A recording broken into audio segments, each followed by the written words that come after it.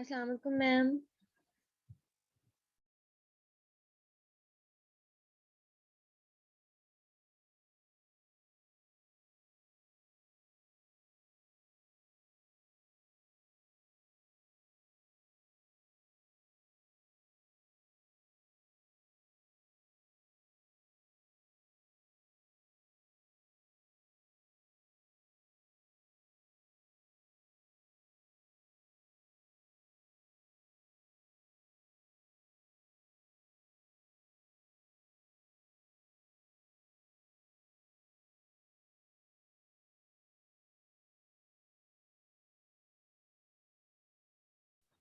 अस्सलाम वालेकुम क्लास, कैसे हो बच्चों? वालेकुम सलाम। हम ठीक है, आप कैसी हैं? मैं भी ठीक, अल्लाह का शुक्र। जी बेटा, कैसे अस्सलाम वालेकुम गुजर? मैम। अस्सलाम वालेकुम मैम। वालेकुम अस्सलाम। जी मैम बेटा, कैसी हैं आप? मैं ठीक हूँ, अल्लाह का शुक्र। आप सब लोग कैसे हो? मैम ठीक ठाक अल्लाह का ओके बेटा, moving toward our lecture discussion जो सी हो हम एट द एंड पे प्लान करेंगे। फर्स्टली मुझे ये बताइएगा, लास्ट लेक्चर किसी ने ओपन करके देखा है, उसे स्टडी किया था? Yes ma'am. Yes ma'am. Yes ma'am. अगर लास्ट लेक्चर में से किसी की क्यूरी है तो बेटा वो पूछ सकता है।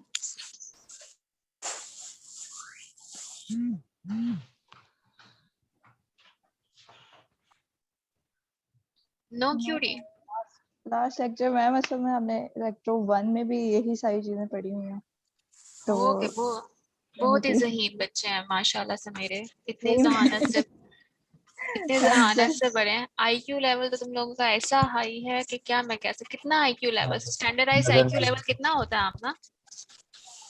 मैम 130 तक जाता है जो एक्सट्रीम होते हैं, और स्टैंडर्ड बेटा 70 होता है, 70 to 90।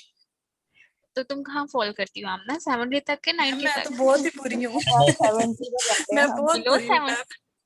Below 70? Below 7। Yes ma'am. नहीं मैम हम 170 पे जाते हैं। ओके, एक्सट्रीमिस्ट, एक्सट्रीमिस्ट है यहाँ पे। मेरे पास जो गॉड स्टूडेंट्स गिफ्टेड। हैं यहाँ, तो वो मैं 170 तो से बिल्कुल नहीं हूँ। मैम गॉड मैं गिफ्टेड है। माइनस पे मैं तो साइन लगा बिलो रहा 70। अली भी कुछ कहना चाह रहा है। जी अली बेटा, अली। जी जी मैम मैं नहीं कुछ कहना चाह रहा। अच्छा, कौन कहे?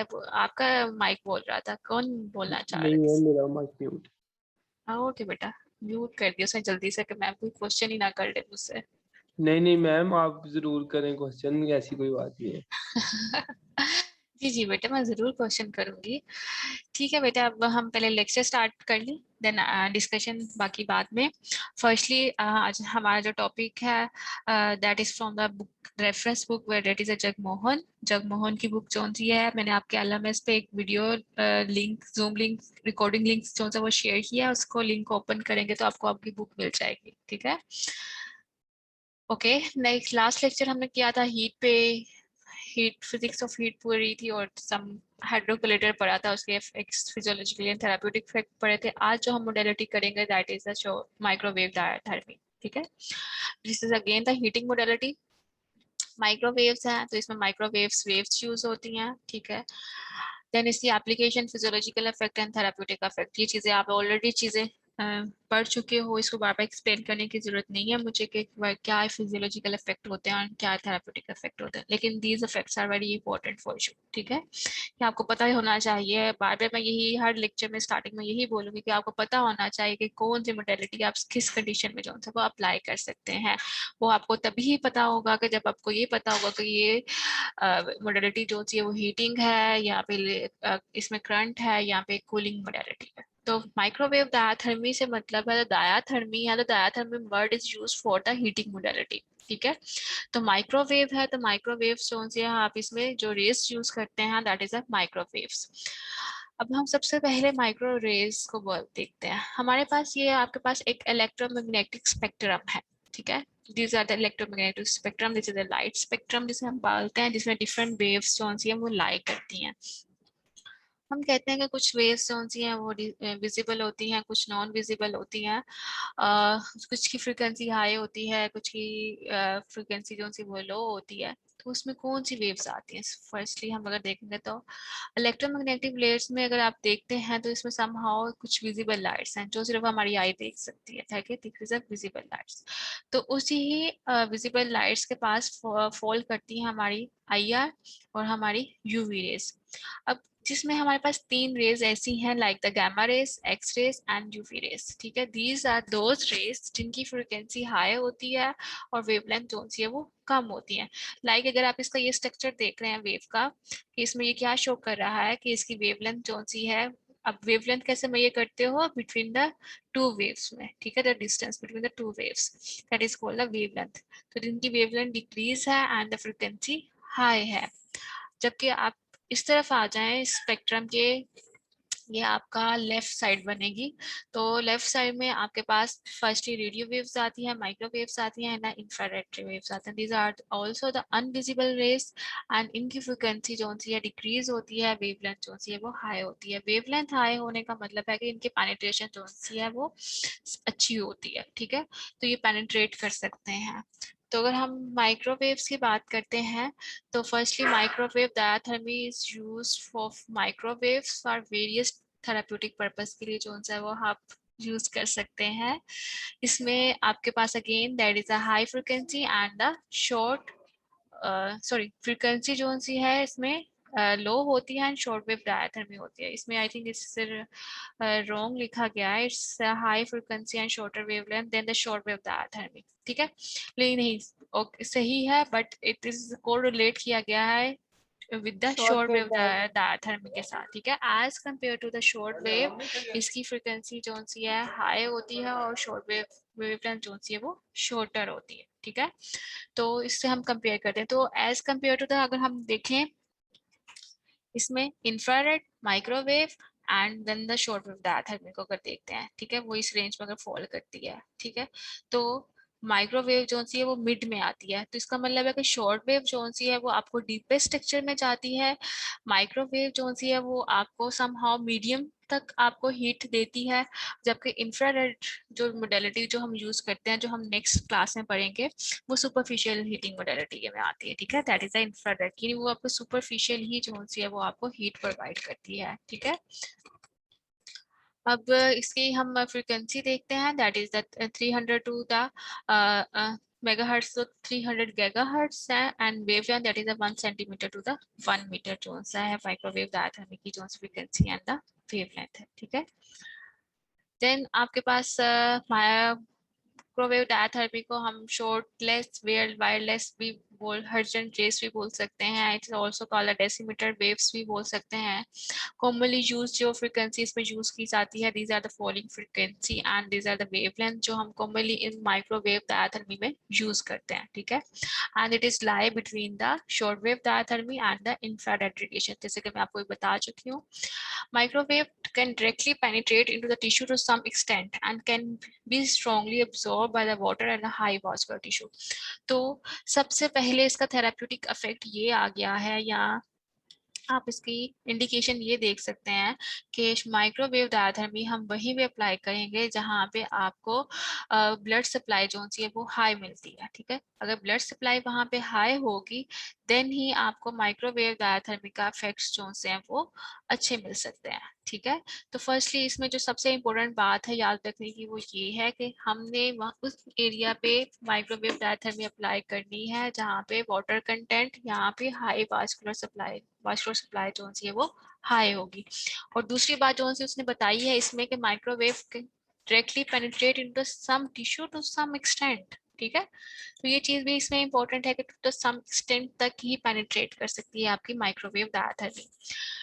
जो हमारे पास माइक्रोवेव डायथर्मी है वो हमारे क्लिनिक्स में प्रेजेंट है, तो वो किस तरह की दिखती है, वो कुछ इस तरह की दिखती है। आपने शॉर्ट वेव डायथर्मी भी देखी होगी, तो शॉर्ट वेव डायथर्मी में आपको 2 इलेक्ट्रोड्स मिलते हैं, लेकिन माइक्रोवेव डायथर्मी और शॉर्ट वेव डायथर्मी में समहाउ वेरिएस के अलावा जो डिफरेंस है कि आपको इसमें जस्ट सा है 1 साइडेड इलेक्ट्रोड जो सा आप यूज करते हैं। तो ये मशीन जो सी है आपको लाइक मोडालिटी जो सी आपको शॉर्ट वेव डायथर्मी की तरह ही है। यहाँ पे जस्ट आपकी फ्रिक्वेंसी की रेंजेस चेंज होंगी, वेवलेंथ की रेंजेस चेंज होंगी, देन आप उसे ऑपरेट करके ये जो आपका एप्लीकेटर है, इसे this is also called the applicator, जहाँ पे आपको इसकी नीड है जिस एरिया पे आप उसे अप्लाई कर देते हैं। ठीक है, ओके।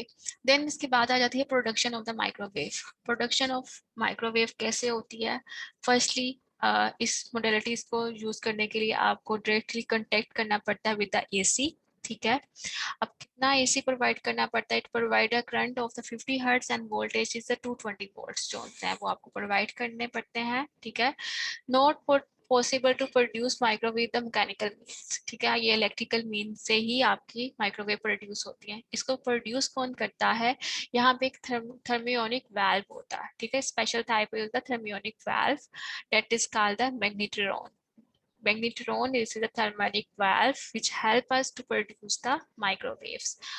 उसको देखने के लिए हम यहाँ पे एक सर्किट है हमारे पास, उसको हम पहले इसको डिस्कस कर लेते हैं जिससे हमें इजी हो जाएगा।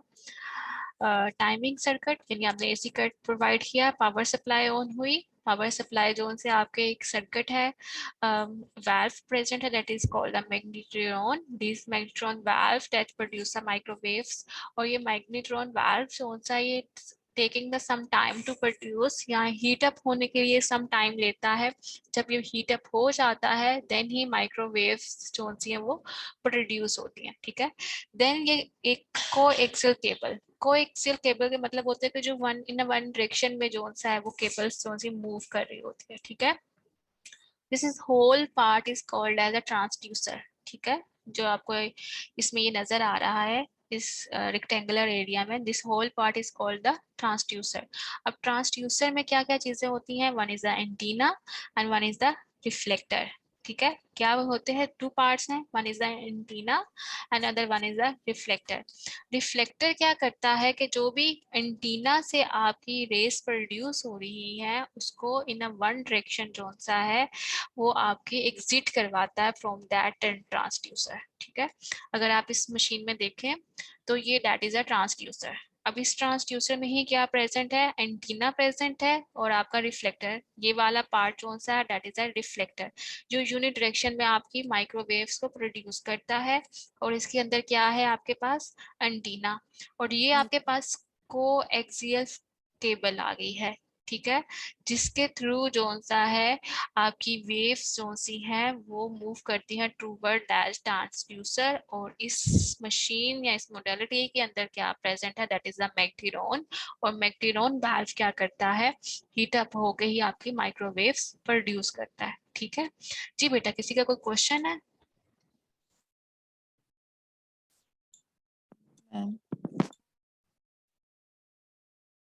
बेटा किसी का कोई क्वेश्चन था यहाँ पे? Excuse me ma'am.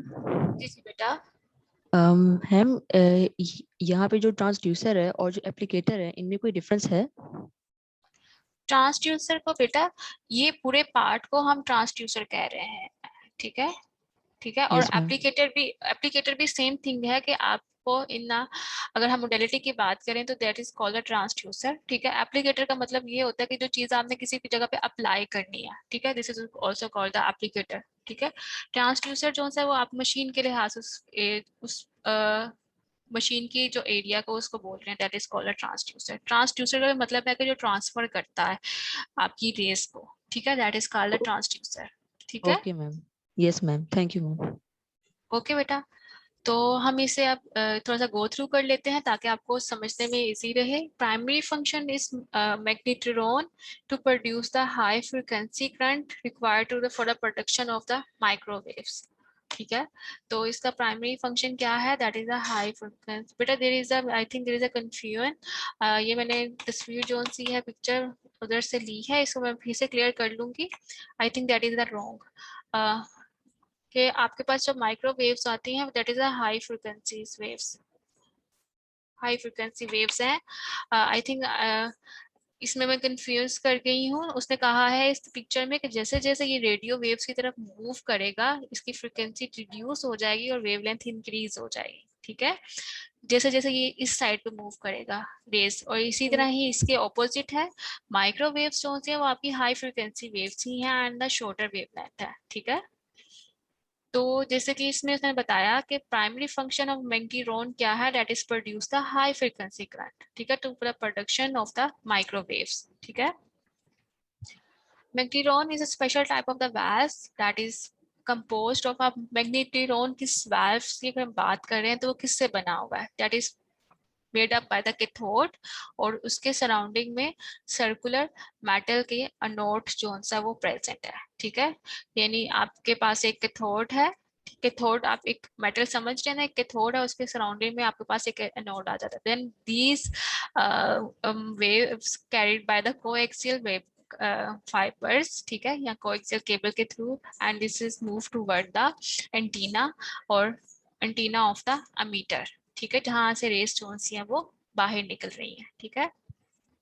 Then again उसका प्रोसेस बताया हुआ है कि वो वार्म अप होने में टाइम लेता है, आप इमीडिएटली आप उसे स्विच ऑन करके उसे यूज नहीं कर सकते, पहले आप उसे ऑन करेंगे, देन थोड़ा सा टाइम लेंगे उसे वार्म अप होने का, देन उसमें वेव्स प्रोड्यूस होंगी, देन जो सा है वो आप जो भी आपका ट्रीटमेंट एरिया है उसको जो सा है वो अप्लाई करेंगे, ठीक है। तो अगेन ऐसे ही है कि enable the output circuit to be disconnected due to the cutting of the current to the valves, ठीक है, and so repeated heating or cooling of valve is the avoided, कि आप पहले जब आपका ट्रीटमेंट पूरा हो गया है तो आप उसे स्विच ऑफ करके साइड पे रखते हैं, ठीक है, देन आपने फिर से अप्लाई करना है तो दोबारा से ही अप्लाई करने के लिए जब भी आप उसे ऑन करेंगे उस सर्किट को तो आपको उसे वार्म अप होने में जो सा वो टाइम लेगा, ठीक है। मैम ये मैग्नेट्रॉन जो सा है ये हीट प्रोड्यूस करता है? जी बेटा, ये मैग्नेट्रॉन जो मतलब सा है, एक अब हमारे पास करंट आया 220 वोल्ट का, वो जी आके जी सीधा गया मैग्नेट्रॉन में, वो उसको जी जी 50 हर्ट्ज में कन्वर्ट करेगा और कोक्सियल केबल के थ्रू वो ट्रांसड्यूसर में जाएगा और रिफ्लेक्टर के थ्रू वन डायरेक्शन में मूव कर जाएगा, इस तरह ही है? जी जी जी बेटा, ओके इसी मैम। तरह। मैग्नेट्रॉन का होता क्या है वो मैंने आपको बताया, that is a composed of the cathode metal, ठीक है, और उसके ऊपर आपके ऊपर एक वायर लगी होती है that is made of the anode, ठीक है। तो वो कैथोड और एनोड से मिलके ये मैग्नेट्रॉन बना होता है जो इमिट कर रहा है आपकी माइक्रोवेव्स को। बेसिकली जो पावर सप्लाई हम दे रहे हैं 220 वोल्ट करंट की, वो हम क्या कर रहे हैं इस कैथोड को वार्म अप करने के लिए, ठीक है, एंड दिस कैथोड जो है वो रेस प्रोड्यूस कर रहा है that is called the microwaves, ठीक है। वो देन कोएक्सियल फाइबर्स के आगे जो सा वो मूव करती हैं, ठीक है। मैम तो पीछे से तो करंट आ रहा होता है डायरेक्ट एसी, हम्म तो उसके बाद हमारी हाई फ्रीक्वेंसी होती करंट प्रोड्यूस होता है, उसके बाद फिर माइक्रोवेव प्रोड्यूस होती हैं? जी बेटा, हाई जो आपके पास करंट है वो आपकी वेव्स थोड़ी हैं।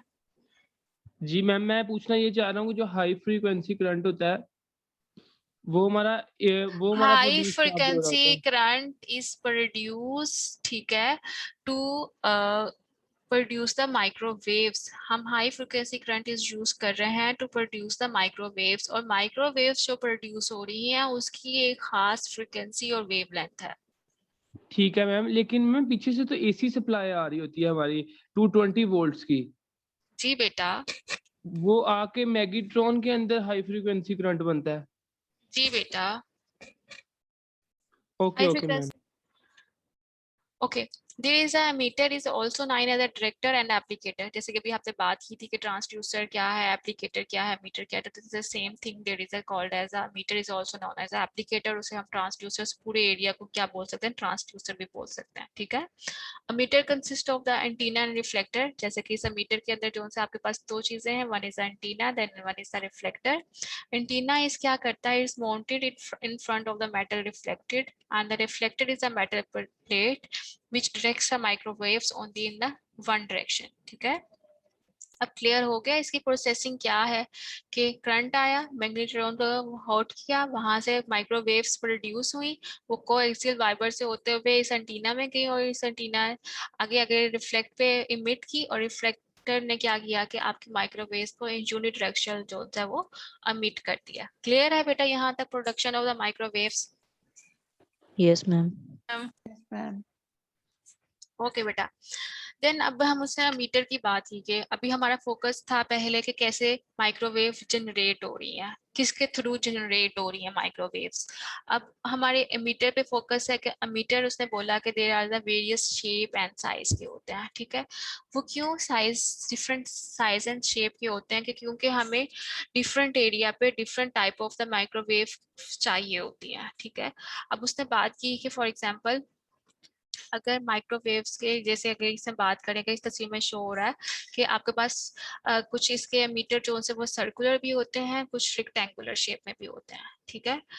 सर्कुलर भी होते हैं एंड इन रेक्टेंगुलर फॉर्म में भी होते हैं। उसने बात की कि circular emitter produce microwave which are circular in cross section and denser in periphery than in the center। यानी इनके जो पेरिफेरीज में जो सा है वो आपको ज्यादा माइक्रोवेव्स इमिट हो रही होंगी as compare to the centre.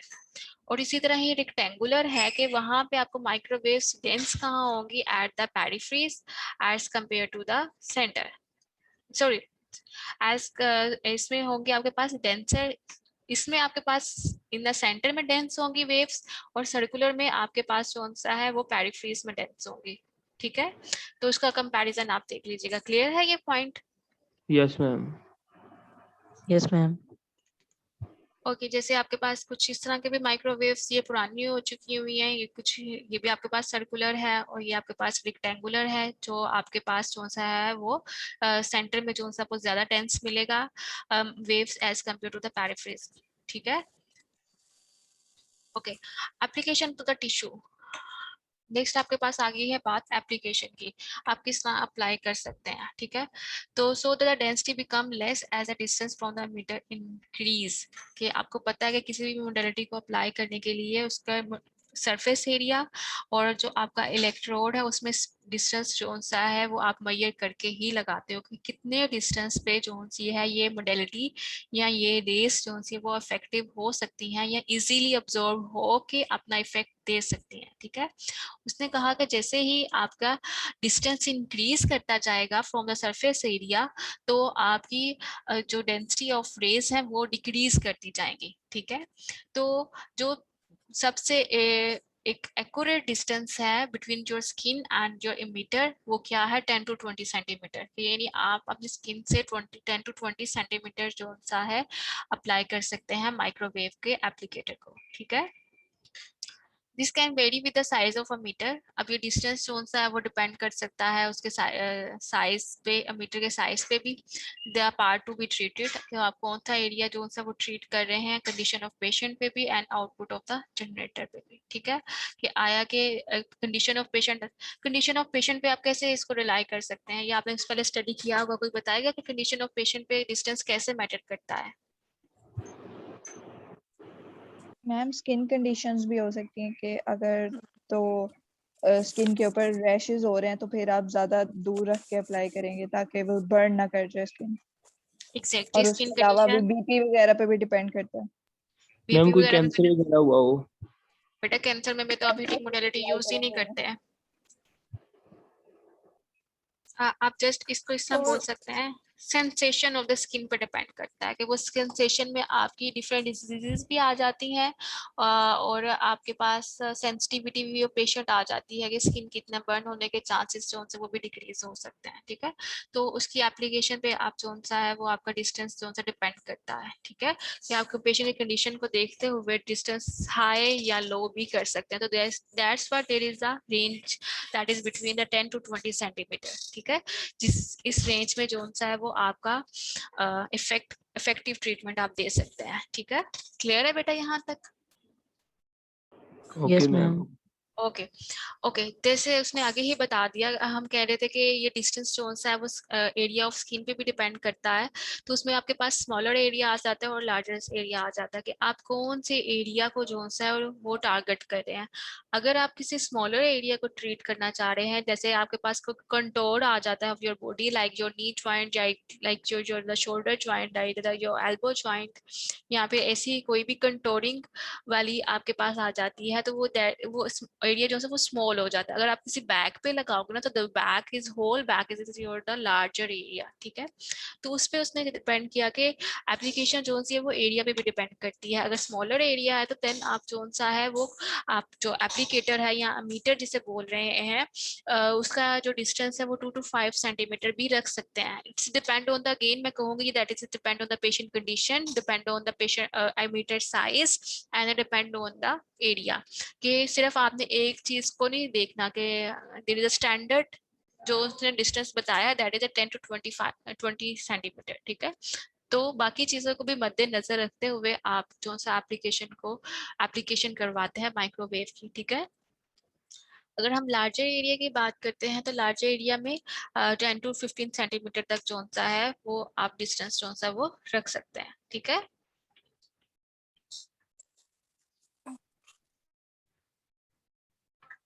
Smaller emitter are made for the use in contact with the tissue treatment of the cavities like smaller cavities अगर आप use कर रहे हैं तो उसके लिए आप smaller emitter जो है वो use कर सकते हैं। Then बात करते हैं physiological effect की। तो physiological effect आपको बहुत अच्छे से आने चाहिए। आप मुझे बताएं what are the physiological effect, because the short wave diathermy की तरह ही इसके physiological effects हैं। क्या क्या short wave diathermy के physiological effects हो सकते हैं जो आपने स्टडी किए हैं? 1 by 1 बताइएगा। हैंड रेस करें, मैं पूछती हूँ आप लोगों से कि शॉर्ट वेव डायथर्मी के क्या फिजियोलॉजिकल इफेक्ट थे। इसमें अगर मैं सबसे पहले आपको बता दूं कि इसमें जो डिफरेंस ओनली आना है कि short wave diathermy as compare to the microwave diathermy it is a deep heating modality, ठीक है। जैसे इसमें ये डिफरेंस है, बाकी ये हीटिंग मोडेलिटी ही है। समहाउ इसकी वेवलेंथ और फ्रीक्वेंसी जो है as compare to the short wave जो सी वो बिल्कुल डिक्रीज्ड है। जी शर्जीला बेटा बताइएगा। मैम इसमें इंक्रीज ब्लड सप्लाई हो सकती है due to vasodilation. Heating modality है, हमने लास्ट टाइम डिस्कस किया था कि क्या करती है आपकी ब्लड सप्लाई जो थी वो इंक्रीज करती है। जी बेटा। और जी फातिमा बदर। अ, और मैम इसमें जो स्वेट ग्लैंड्स है वो एक्टिवेट होंगे और जो बॉडी का जो मेटाबॉलिज्म है वो इनहेंस होगा। शाबाश। Into increase the metabolism and ma'am body temperature भी इंक्रीज करता है। वेसोडाइलेशन होगी। बेटा वेसोडाइलेशन हो गया, एक पॉइंट हो गया, स्वेटिंग ग्लैंड हो गया, मेटाबॉलिज्म इंक्रीज हो गया। और temperature increase in temperature or fall in blood pressure. Okay temperature it is depend on the patient condition, ठीक है। अगर उसको बहुत ज्यादा हीट लग रही है, अगर उसकी कंडीशन ऐसी है तो उसका ब्लड भी फॉल कर सकता है। एंड कोई और बताएगा? Ma'am, venous and lymphatic drainage भी increase होगा. वेनस एंड लिम्फेटिक ड्रेनेज भी इंक्रीज होगा। एंड मैम इसमें इन्फ्लेमेशन का भी पॉइंट आपने बताया था। मैम मेटाबॉलिज्म इंक्रीज ब्लड होगा। सप्लाई इंक्रीज होगी। ब्लड सप्लाई मेटाबॉलिज्म 2 पॉइंट हो गए। मैम ओके पेन बेटा, रिलीफ, पेन रिलीव होगा, आपका स्पास्म रिलीज होगा, इन्फ्लेमेशन रिलीव होगा। इन्फ्लेमेशन में समहाउ लगा सकते हैं if there is a depend on the acute and chronic stage. आप एक्यूट स्टेज की इन्फ्लेमेशन में कभी भी हीटिंग मोडालिटी यूज नहीं करते। एक्यूट स्टेज की इन्फ्लेमेशन में आप हमेशा जो सी है वो कोल्ड थेरेपी यूज करते हैं, ठीक है। और हमारी रेंज ऑफ मोशन को भी ये इंक्रीज करता है। रेंज ऑफ मोशन को इंक्रीज करता है by the relaxation of your muscles, यानी आपके मसल्स को मसल स्पास्म डिक्रीज करता है, ठीक है। ये सारे ही physiological effect your of your the heating modality है। अगर आप रेंज ऑफ मोशन की बात करेंगे या एडहेरेंस ब्रेकडाउन्स की बात करेंगे या मसल स्पास्म की बात करेंगे तो बेटा ये कंडीशन जो सी वो थेराप्यूटिक इफेक्ट्स में आती है, ठीक है। तो जैसे हम बात कर रहे हैं बीपी फॉल की, रेज इन टेम्परेचर की, या फिर ब्लड सप्लाई इंक्रीज, या फिर हमने एक और बात की थी there ma'am is nerve a conduction भी इंक्रीज हो जाती है। हाँ, तो these are the physiological effects, ठीक है। तो मेनली हम फर्स्टली जो इसमें हम डिफरेंशिएट कर रहे हैं between the short wave diathermy में, तो क्या है that is a distribution of heat, ठीक है।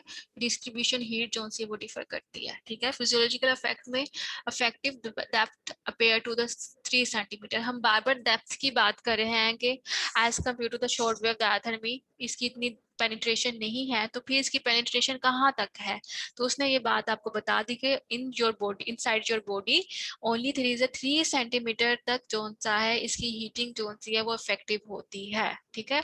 उससे आगे अगर आपको हीटिंग की जरूरत है 5 सेंटीमीटर तक या 6 सेंटीमीटर तक, तो आपको शॉर्ट वेव डायथर्मी जो सी है वो अप्लाई करनी पड़ेगी, ठीक है।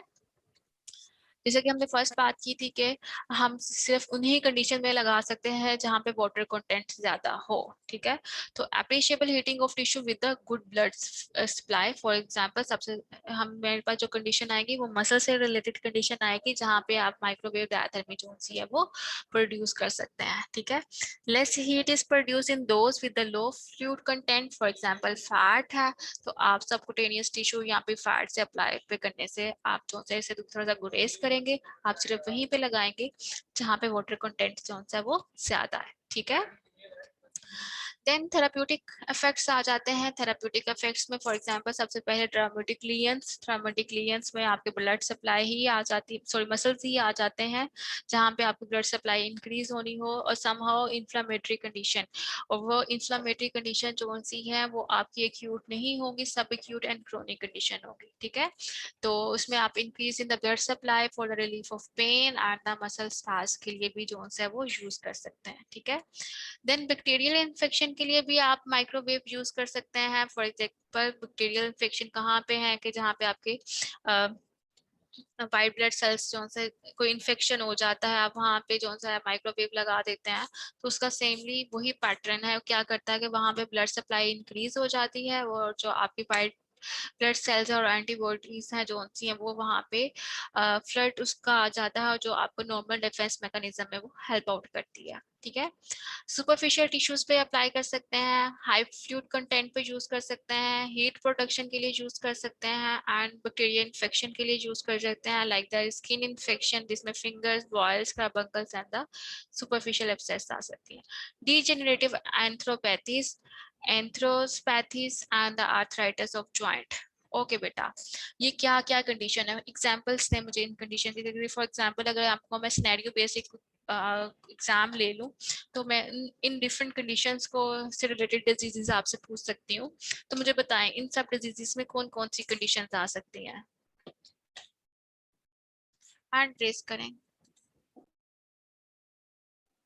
मैम एंथ्रोपैथीज क्या होता है? एंथ्रोस्पैथीज आर्थ्रोपैथीज, आर्थो नहीं दैट मैम, इज। सेकंड वाला। मैम सेकंड इन्फ्लेमेशन आ जाती है जॉइंट्स में। ओके बेटा, मैं आपको इसमें बारे में बता देती हूँ। डीजेनरेटिव का मतलब है जॉइंट्स कि की डिस्ट्रॉयड हो जाना, कोई चीज डिस्ट्रॉयड हो रही है तो मोस्टली वो डिस्ट्रॉयड क्या हो रहे होते हैं आपके जॉइंट्स। आर्थो, उसके बाद मैंने वर्ड यूज किया that is the ortho. Ortho is used for the your joint and pathies is used for the pathology, ठीक है। उसने कहा कि कोई भी डीजेनरेशन से रिलेटेड आपकी जॉइंट की डिजीजेस होंगी, पैथोलॉजीज होंगी, उसके लिए जो से आप माइक्रोवेव्स यूज कर सकते हैं, ठीक है। Then arthritis of joints, there is a inflammation joint. तो बेसिकली इन दोनों कंडीशन में जो आपके पास चीजें आ जाती हैं दैट इज द आपका ऑस्टियोआर्थराइटिस और आपका रिमोटॉइड आर्थराइटिस। अगर जॉइंट्स में है कोई डिजीज ऐसी है तो उसके लिए जो है आप जॉइंट की डिजीजेस के लिए ये माइक्रोवेव थेरेपी जो है वो यूज कर सकते हैं। नेक्स्ट ऑप्शन है दैट इज एंथीसोपैथीज। एंथीसोपैथीज क्या है? एंथीसोपैथीज ऐसी कंडीशन है, pathies again that is a pathology, एंथीजो मतलब लिगामेंट एंड द टेंडन की अगर कोई पैथोलॉजी हो गई है, ठीक है, जो आपके मसल के eight the end of your tendon और जो लिगामेंट है उसकी जंक्शंस पे अगर कोई पैथोलॉजी है लाइक टेंडनाइटिस है, again this is a inflammation of your tendon, ligaments की कोई पैथोलॉजी आ गई है, अगर इस तरह की कोई कंडीशंस हैं तो वहां पे आप जो है वो माइक्रोवेव थेरेपी जो है वो यूज कर सकते हैं, ठीक है। क्लियर है? यस जैसे मैम। कि लास्ट लेक्चर में मैंने बताया था कि like the टेनस elbow, golfer elbow, जहाँ पे आपके एक्सटेंसर्स एंड फ्लेक्सर्स के टेंडन्स की इन्फ्लेमेशन हो जाती है, आप वहाँ पे हीटिंग मोडालिटी जो होती है वो यूज कर सकते हैं।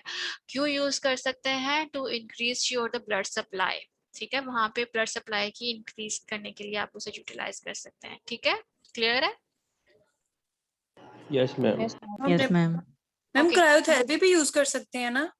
क्रायोथेरेपी में वेरी एक्यूट स्टेज, मैंने अगेन आपको बोला था, पर जितना ये आपकी पेशेंट की कंडीशन पर डिपेंड करता है। एक्यूट स्टेज में आप क्रायोथेरेपी यूज करते हैं, और देन जो अगर आपकी कंडीशन 3 वीक से ऑनवर्ड हो गई है पेशेंट की टाइमिंग, तो आप वहाँ पे जो है वो हीटिंग मोडालिटी यूज कर सकते हैं। ठीक है, ओके मैम।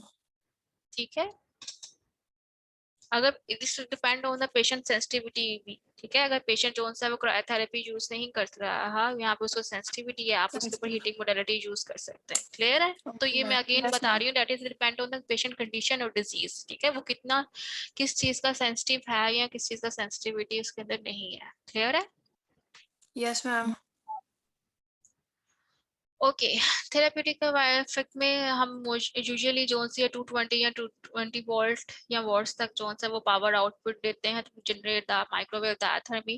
जैसे कि हमने बात की थी कि हॉट पैक कितना टेम्परेचर रेज करता है। अगर हम हॉट पैक अप्लाई करते हैं बॉडी में, तो वो कितना आपका बॉडी का 40 to 45 था। हाँ, तो इसी तरह ही माइक्रोवेव भी जो सा है वो आपका 40 to 45 डिग्री सेल्सियस आपकी बॉडी का टेम्परेचर रेज कर देती है, क्योंकि that is the heating modality. ठीक है, और इसका एप्लीकेशन मेथड क्या है कि आप ये ट्रीटमेंट डेली बेसिस भी दे सकते हैं और अल्टरनेटिव डेज पे भी दे सकते हैं। This is again depend on the patient condition. ठीक है, और इसकी पेनिट्रेशन हम देख चुके हैं, that is at 3 mm to the 3 centimetre तक जो सी है वो ये पेनिट्रेट करती हैं। डेंजर एंड कॉन्ट्राइंडिकेशंस क्या है? Burns, I, circulatory defect and other contraindications. Burns का आपको पता ही है, चलो जल्दी से बर्न्स का बता दे। बर्न्स किस वजह से हो जाते हैं? मैम ओवरहीटिंग की वजह से हो जाता है।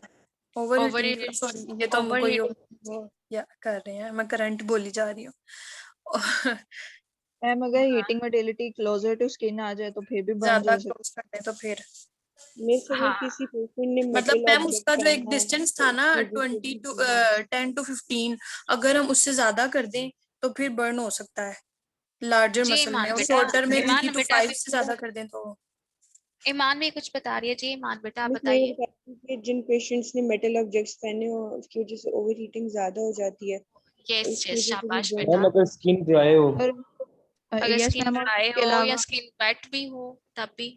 और मैम अगर उसके अलावा पेशेंट की सेंसिटिविटी स्किन की लॉस हुई हुई है तो भी बर्निंग हो सकती है, एग्जैक्टली, क्योंकि वो तो भी बता नहीं बर्न सकते। हो सकती है। ठीक है, शाबाश। तो ये सारी ही कंडीशन जो सी है वो आपकी पेशेंट की आ गई। ये सारी वो चीजें जो आपने बताई हैं अभी। ठीक है, आइस पे ऑब्स्टिकल्स ऑफ द लेंस हो जाती हैं, या operator on eyes are not unduly expose. अगर पेशेंट की कोई भी आइस की कंडीशन है, आइस पे तो आपने कोई भी मोडालिटी लेके जानी ही नहीं है, दैट इज अ कॉन्ट्राइंडिकेटेड। खुदा ना खास्ता वहां पे कोई हो गई है, अगर वहां पे ऑपरेट हुआ था आइस का, कोई वेव्स यहाँ पे कोई एक्ट कर गई हैं आपकी रेस, तो वो आपकी आइस के लिए खतरा हो सकती है। ठीक है, सर्कुलेटरी डिफेक्ट क्या होता है? स्कीमीज एरियाज नॉट बी ट्रीटेड। जैसे कि हमने बात की थी कि हम सिर्फ उन्हीं एरियाज पे लगाएंगे माइक्रोवेव जहाँ पे सर्कुलेशन अच्छी है। ठीक है, स्कीमिया मतलब जहाँ पे ब्लड लॉस होता है। ठीक है, हम उस एरिया को नहीं ट्रीट कर सकते। ठीक है, फॉर एग्जांपल कुछ हमारे पास कंडीशन आती है, there is a haemorrhage, thrombosis and other lesions that is under the circulatory defect, जिसमें हम माइक्रोवेव या हीटिंग मोडालिटी यूज नहीं कर सकते। अदर कॉन्ट्राइंडिकेशन में लिग्नेंट यानी कैंसर, टीबी, अगर एक्सरे हुए हैं पेशेंट के, ऑलरेडी उसके अंदर रेस मौजूद है, आप उस पर अप्लाई नहीं कर सकते। Hyper sensitivity skin and pregnancy में भी जो सा है वो आप यूज नहीं कर सकते। दिस ऑल द कॉन्ट्राइंडिकेशन, कि जिन ऐसी कंडीशन है कि बिल्कुल ही कॉन्ट्राइंडिकेटेड है हीटिंग मोडालिटी, आप कभी भी इन पेशेंट्स के ऊपर हीटिंग मोडालिटी अप्लाई नहीं कर सकते। ठीक है, कॉन्ट्राइंडिकेटेड का मतलब है कॉन्ट्राइंडिकेशन बिल्कुल नहीं, that is a red flag sign. ठीक है, yes ma'am. okay, next the technique of the application. Firstly, preparation of the apparatus, preparation of the patient, application of the meter, irradiation and the dosage. ठीक है, ये सब आपको आता है कि उसमें क्या है कि अगर हम एप्लीकेशन में देखते हैं तो उसमें हमें वही है, हम जो क्या था कि फर्स्टली स्विच ऑन करके देन उसे थोड़ा सा टाइम देना है ऑपरेटर्स को हीट अप होने का, और देन जो सा वो आप उसके ऊपर अप्लाई कर सकते हैं। increase output until sensation of warmth is experienced। तो यहाँ तक आप उसकी फ्रीक्वेंसी या वेवलेंथ रेंजेस जो सी वो इंक्रीज कर सकते हैं कि पेशेंट को जो है वो वार्मनेस जो सी वो फील हो। ठीक है। प्रिपरेशन ऑफ द पेशेंट्स की बात करते हैं तो क्लॉथ रिमूव करते हैं जिस एरिया पे आपने लगाना होता है, उस एरिया को अच्छे से एग्जामिन करना है। ड्राइड भी नहीं होना चाहिए, वेट भी नहीं होना चाहिए, ठीक है, कि मोस्ट इतना ड्राई भी नहीं होगा कि हीटिंग मोडेलिटी की वजह से वहां पे क्रैक्स आ जाएं। मॉइस्ट टू टच होना चाहिए, ना ही वेट होना चाहिए, ठीक है। Sensation to the heat and cold is tested first. ये सेंसिटिविटी ऑफ पेशेंट के लिए अगर हम बात कर रहे हैं कि अगर पेशेंट को सेंसेशन की एब्नॉर्मलिटी है तो हम उसे चेक कर लेते हैं पहले कि उसको हीट थोड़ा सा अप्लाई करके या वेट लगा के पेशेंट को कुछ सेंसेशन फील हो भी रही है कि नहीं हो रही है। इसलिए ये ना हो कि वो बिल्कुल इसके सेंसेशन लॉस हो और उसके ऊपर जरा भी हीट एक्ट करे और उसके बर्न हो जाए, ठीक है। तो इसलिए जो होता है वो आप उसको देखना चाहिए पेशेंट की प्रिपरेशन में। पर patient must be want to avoid any movement once the meter has be arranged. Movement को समहाउ ऐसा भी नहीं को बिल्कुल भी नहीं कर सकता। अगर हम थोड़ा सा प्रैक्टिकली में देखें तो समहाउ उसे देखना चाहिए क्योंकि वहाँ पे कंसंट्रेशन ऑफ रेज आ रही होती है। जैसे हमने बात की थी ना there is a cross sectional and rectangular, तो वहाँ पे कंसंट्रेशन अगर वेव्स आ रही हैं तो कंसंट्रेशन वेव्स कौन सी वो इम्पेक्ट कर रही हैं योर एरिया, जो भी आपका टारगेटेड एरिया है, तो वो उसके ट्रीटमेंट के लिए जो सा वो बेनिफिट रहेगा, ठीक है। Application of a meter, surface of a meter is parallel to the skin at the appropriate distance. Irregular surface should if possible be avoided. क्यों उन्होंने कहा कि मोस्टली अगर आपको irregular surface है आप वहाँ पे अप्लाई मत करें और एक अप्रोप्रिएट डिस्टेंस पे जहाँ पे आपको डिपेंड करता है, हमने कुछ कंडीशन देखी थी उस पर कर देते हैं, ठीक है। पेशेंट इटरेशन क्या है? Patient is reminded of sensation to be expected, output should be increase slowly, slightly erythema may be observe, there should be no marked reaction, ठीक है। डोजेस 10 to 30 मिनट्स के लिए, जैसे कि हम शॉर्ट वेव भी 10 to 20 मिनट्स या 30 minutes के लिए जो है वो अप्लाई कर सकते हैं, ठीक है। अगेन उसने डोजेस के बाद में बात की है कि स्मॉलर एरिया पे आप अपना ड्यूरेशन जो सा है वो छोटा रखें और लार्जर एरिया के लिए उसके लिए ड्यूरेशन जो है वो आप हाई रख सकते हैं, ठीक है। उसने कहा कि शॉर्टर एक्सपोजर एक्यूट कंडीशन में भी, जैसे कि मैं आपको यही चीज बता रही थी कि इन्फ्लामेशन कंडीशन में अगर आप लगाते हो तो इन्फ्लामेशन में ऑलरेडी जो होती है वो हीट हुई प्रोड्यूस होती है, यानी वहाँ पे टेम्परेचर हाई होता है और आप फिर से वहाँ पे कोई हीटिंग मोडेलिटी लगा रहे हैं तो वो उसका टेम्परेचर हाई कर देगा। तो इसलिए उसने एक आप विद प्रिकॉशन हीटिंग मोडेलिटी लगाएं एक्यूट कंडीशन में कि उसका टाइम ड्यूरेशन जो सा है वो लेस कर दे। तो मैक्सिमम आप 10 मिनट्स तक जो सा वो रख सकते हैं। जी बेटा। मैम ये जो डोसेज है ये पेशेंट की कंडीशन के ऊपर भी डिपेंड करती है ना, मतलब जी अगर कोई बेटा। ज्यादा सेंसिटिव है तो फिर जी हम बेटा। उसकी ड्यूरेशन कम करेंगे। जी बेटा ऐसे ही है। मैं आपको यही बात बार बार रिकॉल करवा रही हूँ कि it's depend on the patient condition. आपने ये स्टैंडर्डाइज चीजें हैं कुछ, ठीक है। हम अभी जो चीजें पढ़ रही हैं वो स्टैंडर्डाइज्ड हैं, तो according to the patient condition आप ये चीजें ऊपर नीचे कर सकते हैं, ठीक है।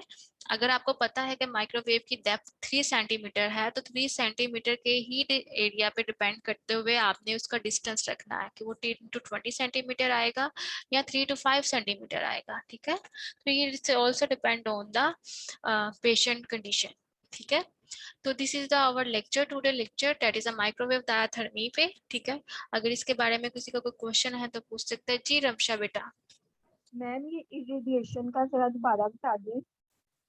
इरेडिएशन बेटा इसमें आपकी क्या चीज समझ नहीं आई, या पहले वो पूछे। मैम मुझे ये नहीं समझ आया कि मतलब ये इरेडिएशन क्या चीज है, इसको कैसे रेडिएशन ये चीज है कि आप रेस से कि आप कितनी रेस जो सी है उस पेशेंट को दे सकते हैं या नहीं दे सकते हैं और कैसे देनी है। इरेडिएशन का मतलब ये होता है, यानी दैट इज अ प्रोसेस कि आप कितनी रेस दे रहे हैं और कितनी रेस नहीं देनी चाहिए और कितनी नहीं देनी चाहिए, ठीक है। तो उसी की आगे पॉइंट्स लिखे हुए हैं, ठीक है। उसने फर्स्ट लाइन जो भी हम डिस्कस कर रहे थे आपके क्वेश्चन से पहले, वो फर्स्ट लाइन ही उसकी यही है, patient is reminded of sensation to be expected, ठीक है। तो that is a very important line, patient is reminded of sensation to be expected. Clear है क्लास? जी मैम। जी अक्सा बेटा। अस्सलाम वालेकुम मैम। मैम मेरा वालेकुम सच क्वेश्चन नहीं है, लेकिन मैम मैं आप मतलब ये बताना चाह रही थी कि मैंने अभी रिसेंटली ज्वाइन की है क्लास और ना मुझे पता नहीं था क्योंकि सर अफनान ने कहा था कि ये सेक्शन ना मर्ज हो जाएगा, तो मैं आपकी मेल का वेट कर रही थी और मुझे मतलब कोई ग्रुप का भी नहीं पता था, तो आप मुझे बता दें कि कितनी क्लासेस हो गई हैं और अटेंडेंस का क्या तो इशू नहीं होगा। ये बेटा फिलहाल इस वीक तक तो अटेंडेंस का इशू नहीं है। नेक्स्ट क्लास में बेटा मैं आपके क्वेश्चन का आंसर देता हूँ, एक मिनट बेटा। पहले ये बता दें अब मुझे कोई लेक्चर से रिलेटेड किसी का क्वेश्चन तो नहीं है? No, ma'am. No, ma'am. Everything is clear? Yes, ma'am. Okay, next बेटा हमारे क्वेश्चन का सेशन आ गया है। वायर frequency and wavelength microwave ranges from 300 megahertz से 300 गीगाहर्ट्ज और सेंटीमीटर से 1 metre. 1 centimeter to the 1 meter। शाबाश। And the special type of valve क्या नाम है उसका? Magnetron. मैग्नेट्रॉन। शाबाश। एंड depth of the penetration of the microwaves 3 3 centimeters। centimeters. and that is the 3 centimeter। ठीक है बेटा, this is the today lecture। Clear है बेटा? Yes, ma'am. ओके बेटा, Yes, ma'am. ओके। फर्स्टली मैं आप लोगों को जो नए स्टूडेंट्स हैं उनको मैं इन्फॉर्म कर दूं। बेटा LMS अगर आप मेरी क्लास में इनरोल्ड हो चुके हैं तो आप ऑटोमेटिकली LMS पे इनरोल्ड हो गए हैं। तो अगर आप अपना LMS ऑन करें तो वहाँ पे स्टार्टिंग ऑफ जो LMS में अनाउंसमेंट के नीचे आपके जूम वीडियो लिंक्स मौजूद हैं। तो उसमें एवरी क्लास के लिए आपके जूम लिंक्स जो से हैं क्लास लिंक वो जनरेट हो चुके हैं। ठीक है, तो आप वहाँ पे क्लिक करिएगा। जिस डेट का वो जूम वीडियो आज आपकी क्लास है फॉर एग्जांपल, तो उसी को ही जो है वो आप जूम लिंक कौन सा है वो क्लिक करिएगा, आप क्लास में एंटर हो जाएंगे ऑन द टाइम। ठीक है, दूसरा ये बेटा तुबा आई थिंक था उनका नाम था। बेटा ये हमारा सेकंड लेक्चर है। फर्स्ट लेक्चर हमारा था ऑन द हीटिंग मोडेलिटी पे, वो भी मैंने लेक्चर अपलोड कर दिया है, उसकी रिकॉर्डिंग का लिंक भी मैंने अपलोड कर दिया है।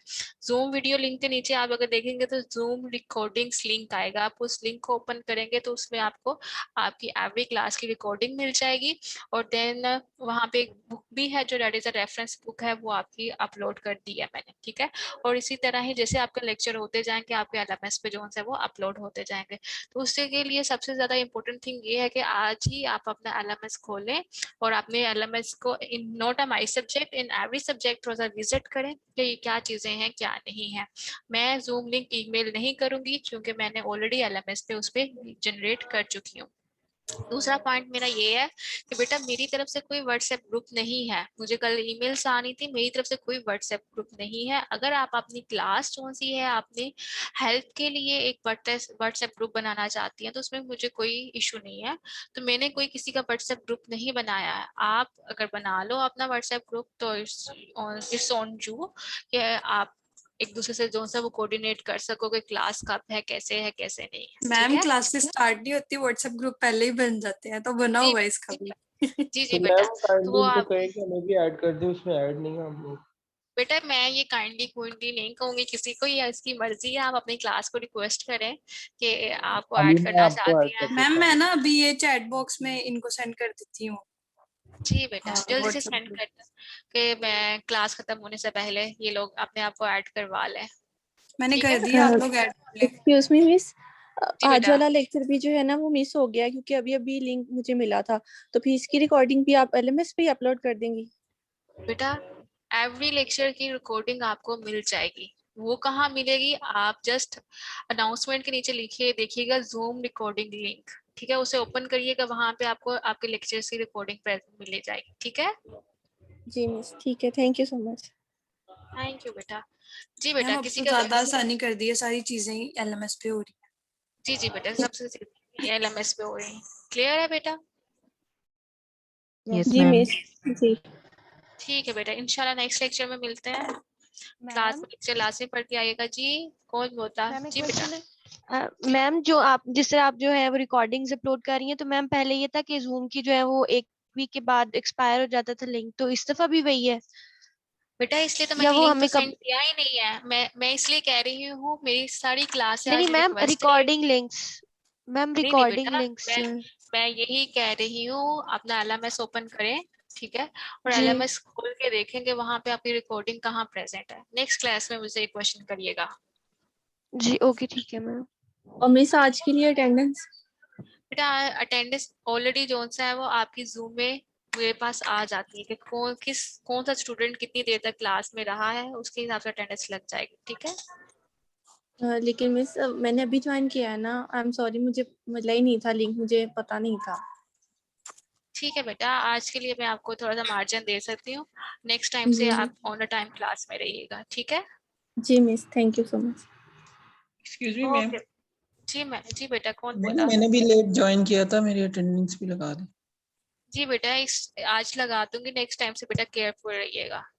मैम क्लास लीव कर दें? जी बेटा, ठीक है बेटा। अल्लाह हाफिज मैम, अल्लाह अपना हाफिज। ख्याल रखिएगा।